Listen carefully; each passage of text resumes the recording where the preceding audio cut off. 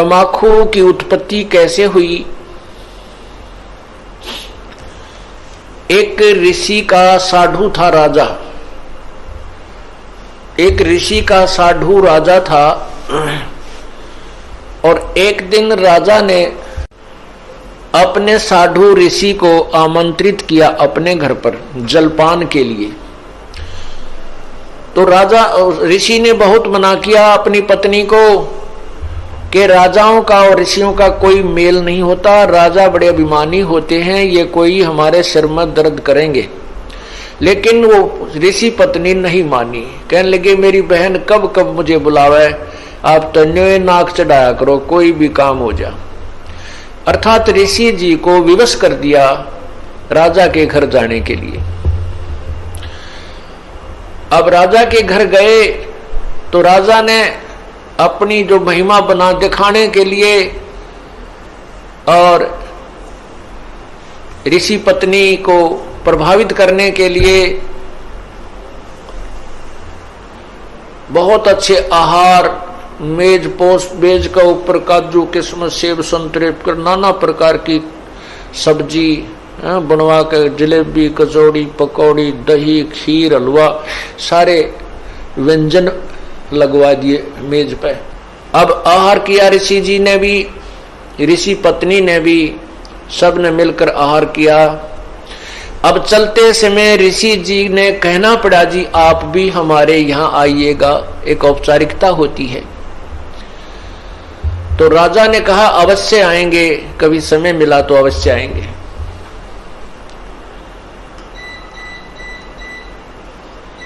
एक दिन वो समय मिल गया, राजा ने संदेशा भिजवा दिया कि हम आ रहे हैं।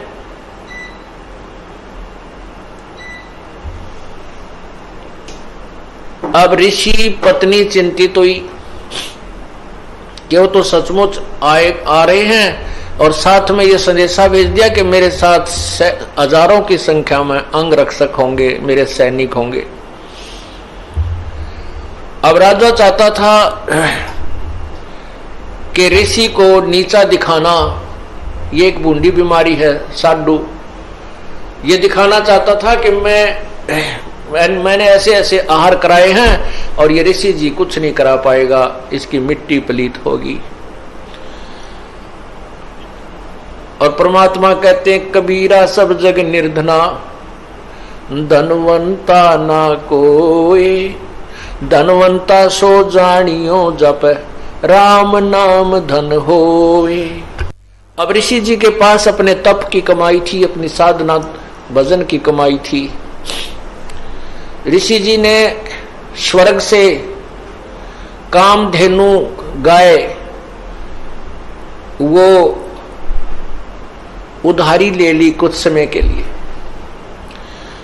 और उसको अलग से एक टेंट में रखा हुआ था। उधर से राजा अपने हजारों सैनिकों को साथ लेकर पहुंच गया और ऋषि से कहा कि भोजन की तैयारी करवाओ। ऋषि जी ने कहा जी भोजन तैयार है, आप खाना खाइए। अब वहां लगी लाइन और साथ की साथ थाली आ रही है, सबको परोसी जा रही है। ऋषि जी ने अपने एक सेवक को उस गाय वाले टेंट के सामने बैठा दिया, वो उठा उठा कर थाली बाहर रखता रहा।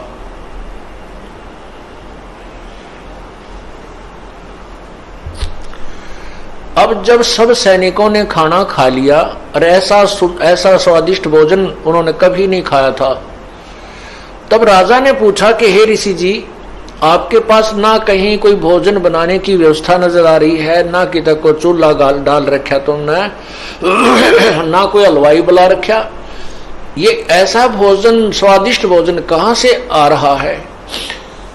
तब राजा ने बताया कि मेरे पास एक कामधेनु गाय है और उसमें यह शक्ति होती है कि वो चाहे पूरी पृथ्वी जीम जा भोजन खा ले, पूरी पृथ्वी के प्राणी, तो भी उसका अंत नहीं आता है।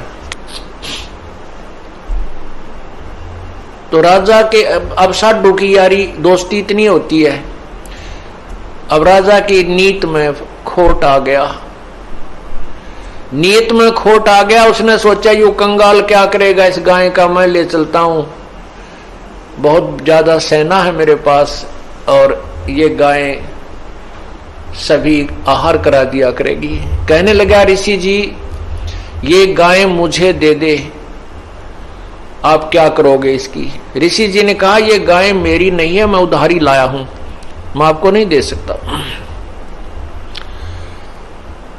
तो राजा बोला सैनिकों से कि सैनिकों इस गाय को छीन लो। अब ऋषि सोचता है कि अच्छा नालायक ये तो जबरदस्ती कर रहा है मेरे साथ। तब उस ऋषि ने कहा हे गौ माता आप अपने स्वदेश लौट जाइए, मैं विवश हूं। इतना कहते ही वो टेंट के ऊपरले हिस्से को पाड़ती हुई और गाय आकाश की तरफ, स्वर्गलोक की तरफ चल पड़ी। राजा ने गाय को कंडम करके नीचे डालने के लिए तीर मारा, पैर में तीर लगा और कहते हैं वो गाय का खून, रक्त और उस टेंट में जो भी कोई वस्तु मांगते थे, इतनी थाली हलवे की, इतनी थाली खीर की, इतनी थाली दाल की, इतनी सब्जी की, तोरी की सब्जी, घिया की सब्जी, सब प्रकार की, काजू किस्म, सेब, संतरे, दही, बड़े, यानी जो भी वहां उस आवश्यकता थी उस भंडारे में सभी उपलब्ध उस कामधेनु ने करवा दी। ऋषि जी के पैसे यानी पुण्य की कमाई स्वर्ग में जमा हो गई, उसके प्रतिफल में उसको वहां सब वस्तु प्राप्त हो गई। जमीन पर गिरा और गाय चली गई, तो जहां जहां वो खून गाय का गिरा वहीं पर कहते हैं तम्बाकू की उत्पत्ति हुई। अब हिंदू लोग एक तरफ तो माता को इतना प्रिय मानते हैं, गाय को अपना मां के तुल्य आदर देते हैं और फिर मां के खून को पी रहे हैं। क्या बताते हैं, खो नाम खू का तमा नाम गाय, 100 बार सौगंध इसको ना खाए। तमा नाम खू का, खो नाम खून का और तमा नाम गाय, सौगंध 100 बार इसको ना खाए। तम्बाकू, खून, खू का अर्थ खून, खून, तमाखू खून, और तमा फारसी का शब्द है, तमा माने गाय होती है। तमाखू यानी गाय का खून, खू नाम खू का तमा नाम गाय, सौगंध 100 बार इसको ना खाए ना पीवे। कहते हैं आप एक तरफ तो गाय को इतना प्रिय मानते हो, आदरणीय मानते हो, और फिर गाय के खून से उत्पन्न इस तम्बाकू को पीते हो। जितने भी महापुरुष हुए उन्होंने सब विकारों को छुड़वाया है। अब सिख समाज में तम्बाकू कोई प्रयोग नहीं करता, अभी तक भी उन्होंने इस मर्यादा का पालन किया है। लेकिन और सारी बुराई शुरू कर दी, मांस खावा, दारू पीने लग गए। देखो बुराई तो सारी त्यागे पार पड़ेंगी। ऐसे ही मुसलमान धर्म के अंदर शराब नहीं छूटे अभी भी, और बाकी मांस खावा, रोका पीवे। हिंदू समाज में बीड़ी, शराब, तम्बाकू और मांस कभी प्रयोग नहीं करते थे। अब हिंदू समाज में कोई मर्यादाएं नहीं रही, सारे काम बिगड़ गए। तो पुण्यात्माओं ये नए सिरे से समाज सेट किया जाएगा और इसी तरह ये समाज सुधार और आत्म कल्याण प्रारंभ होता है। उन महापुरुषों ने भी कठिन प्रयत्न किए थे, परिश्रम किया था समाज को बुराई से दूर करने के लिए। आज भी वही चल रहा है और बहुत निर्मल समाज बन रहा है। छोटे छोटे बच्चे भी ये पूछते हैं, एक बार मेरा हाथ लग गया, मेरे पापा की गोद में बंडल था, महाराज जी मेरा नाम तो नहीं टूट गया। रो रहा था वो बच्चा। मैं कहा बेटा ऐसे नहीं टूटता, वो तो वैसे लग गया हाथ, गंद का समझ लो, गोबर में हाथ लग जा, धो ले अपने ने। हाँ उसको उठा के देना, ला के देना, पीने उक्का भरना, उसमें नाम टूट जाएगा, वो खंड हो जाएगा। तो पुण्यात्माओं जो छोटी सी उम्र में इन बच्चों को ऐसा भाव बन गया कि ये इतनी बुराई है कि इसको हाथ लागने से भी हमारा धार्मिक कर्म बिगड़ जाएगा, तो आने वाली इनकी संतान तो कति देवता पैदा होंगी।